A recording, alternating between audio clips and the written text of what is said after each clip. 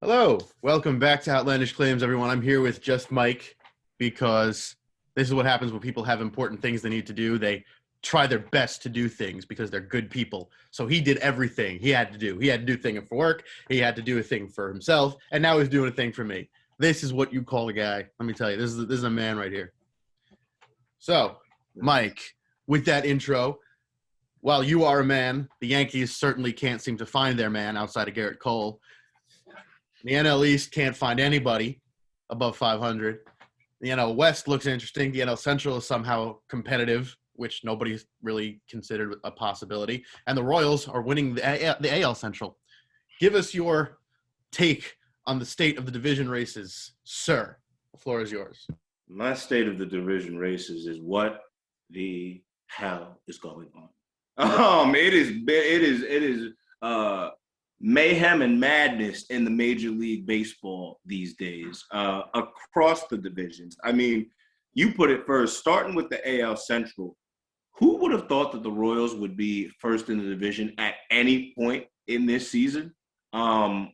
Salvador Perez having a resurgent year after a catastrophic injury, right? And you know when he's healthy, what leader and what contributor he is and what he means to that organization. I think that you're seeing a direct impact from Salvador Perez and his performance being shown in the Royals right now. Now, granted, it's very early. We're only 25 games in for them. But who would have thought that they would be over the likes of the Red Sox and even the Indians, even when they traded Lindor? I think that we didn't expect the Indians to be third in the division at this point. The AL West is wide open, right? All of the teams are within 4 games of each other. The Athletics have went from rock bottom to heaven, back down to earth, somewhere now in the middle in between. The Stros have been up and down all season. The Mariners have been what we've expected them to be, I believe. And then the Rangers are the Rangers. Again, we've talked about them. The only thing that's filled with them, they're not filled with wins. They're filled with losses and filled at capacity. That's what they're filled with. But that division is shaping up to be very interesting. The AL East, again, everybody's within 4 games of each other. The Red Sox, who, again, outside of Xander Bogaerts, can you name an all-star worthy player from the Red Sox? Because I can't personally. Devers. Rafael Devers. Okay, maybe. At this point, Nate Eovaldi. I don't know what the hell happened to him that he's having great right with his 4 and 5 ERA. Correct. Yes. Mm-hmm. He just wins. He just wins. Actually, like he just gets wins. I don't know what's the deal. The guy will have a 5 or 4 ERA and have 15 wins on the season. Unbelievable. But then when you move to the NL, we've talked about the Phillies, right? The Phillies might be the most underachieving playoff team in the class of somebody like the Washington football team with their 7-9 NFC East division title this past year. Shout out Alex Smith, by the way. Love that, brother. The Nationals have been building around Juan Soto. Juan Soto is obviously going to be that guy for them. And so the Phillies and the Nationals, as a result of that Bryce Harper drama, are always going to be tied together, even though the Nationals, I think, have a significant lead as to that, what the outcome of that was. I think you would agree. The Mets, I think it relies solely on Lindor. You just need Lindor to hit, and then you're going to be fine. And that's a big task looking at it these days, because where is Francisco Lindor? Did he left his game in Cleveland? I have no idea what's been going on with Francisco Lindor, for real. Looking like the Cavs after LeBron left in his game. The Mets gave him a check. He checked his talent at the door. Right. There you go. And again, I don't want to talk about the Braves because I have them winning the World Series. Again, it is what it is. And the Marlins, I think they've come back down to earth from that surprise shortened season they had last year.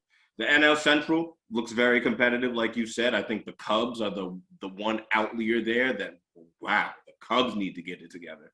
Do they miss Joe Madden. They miss Joe Madden big time. Because there is just, you're supposed to have all of this young talent, the big 3 in Javi Baez, Rizzo, and Chris Bryant, and that is dissipated over the years, right? From the championship juggernaut that they were to now, that's not a team that should be 12 and 15. And then we get out to the NL West and look at what's happening with the Giants, man. I mean, over both the Padres and the Dodgers, the Diamondbacks and the Rockies, we didn't expect much from. But we're looking at the two big dogs of that division being the Dodgers and the Padres. I don't think anybody expected what was to come from the Giants. You got Buster Posey still in that locker room. You got Gaussman, who's been magnificent and very strong as a pitcher. Evan Longoria, who's your boy, has been a strong constant in that locker room as well. I like what I'm seeing from the San Francisco baseball Giants. So it's just looking interesting all around, man. It's looking interesting all around. But as I had put it in my weekly projections, I'm looking forward to these games coming up, and my Yankees better beat the Stros in this series. I don't think anybody's going to argue that there are quite a number of shocks here. There, Giants, Royals, the fact that nobody in the NL East is over 500, the fact that the only team with a positive run differential in the NL East is the last place Marlins. How do you? That's like a whole different topic. But what the hell are you guys doing? Yep.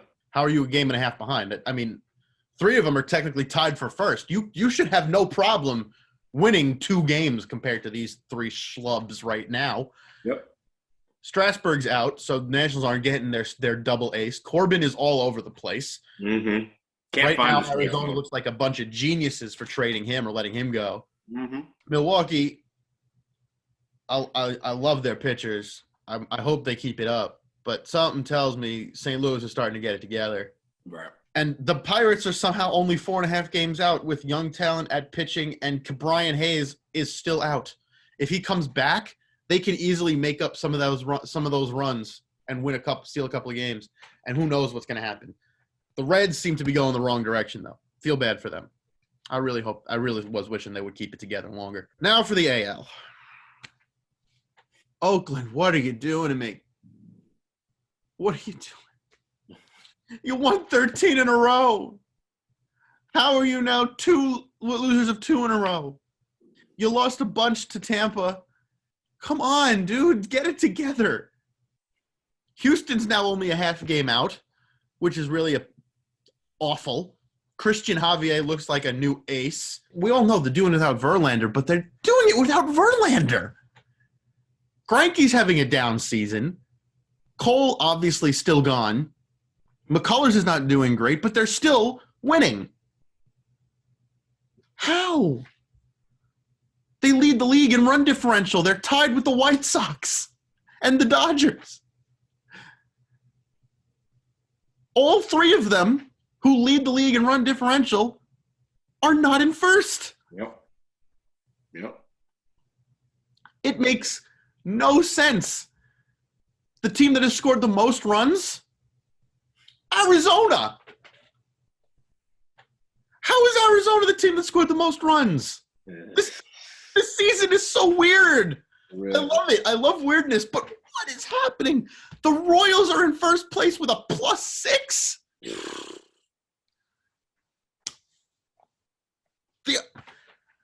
I love it because Danny Duffy, Brady Singer, Jacob Junis, the bullpen, they're all getting it together. They're playing small ball again. Even Carlos Santana isn't swinging for power anymore. He's swinging just to get hits. God bless him. He looks like a genius right now. Thank God. Good on the Royals management for doing that. But how, with the pitching, I expected this. To be fair, I expected this. But I also didn't think they'd be doing worse than the Orioles. How is it the Rays are in last place? They're 2 games under 500, only 4 games out of the division lead, and they're in last place. And you know what? I will ask and answer my question. It's because the Orioles have John Means. Tyler Glass now is fantastic, but he only goes for 5 innings at a time. Yeah, the ends define the means, man. You have to let him stretch out longer. I know it's a longer season now. You don't want him to get hurt, but you got to let him go at 6 at some point. You got to let him try to go 7. Right. You can't just constantly baby him and pull him after 5. He has the stuff. Blake Snell syndrome. Blake Snell syndrome is on the West Coast now, and he can't do anything either. Mm-hmm. He's got like a +3 ERA. I still don't think he's gone longer than 5 innings, even after last night. The longest he went was 5 1/3 against the Dodgers. I don't know what's happening this year with these pitchers, that they are coddling them. I understand you want to protect their arms, but this is borderline coddling. Like, these are not high school players anymore. They have stretched out. They know they can at least go 6 plus. Blake Snell's one of the biggest name pitchers in the game, and he's yet to go over 6 innings this entire season, like you said. Yeah, so honestly, the state of the races are amazing, but I think a lot of it has to do with the fact that these people are coddling their stars. They're afraid, and I get why you're afraid. You paid them a lot of money. You traded a lot to get them. But you got to do something.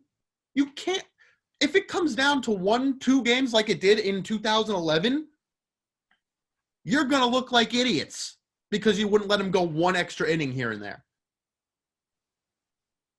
Do what Tampa does. Have a 6-man rotation throughout the season if you want to manage their innings, and let them go longer. It makes more sense anyway, and it keeps your arms fresher going into the late season.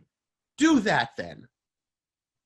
But you can't pulling them before 6 innings? No. These are aces. Right. When they've only given up a run in most cases. You can't do that. Your bullpens are going to be exhausted. You want to make a playoff run, you're going to need a bullpen. It just seems like an overcorrection to me. And the sooner these teams realize it, whichever team realizes it first is the team that's going to end up winning that division. And I'm talking about any division when I say that division. Whichever team and whichever division figures it out first, they're going to win that division. Yep. And something tells me the Mets are going to figure it out first in the East because they have the arms. They have Gesellman. Syndergaard's going to come back. They have DeGrom. They have Stroman. They'll be the ones to figure it out first because no other team has the arms in that division. It's true. You would think that they would. You would hope that they would. Right. But then again, it's the Mets. Mike, anything to add before we go? We're going to get to the Yankees in a bit. Okay.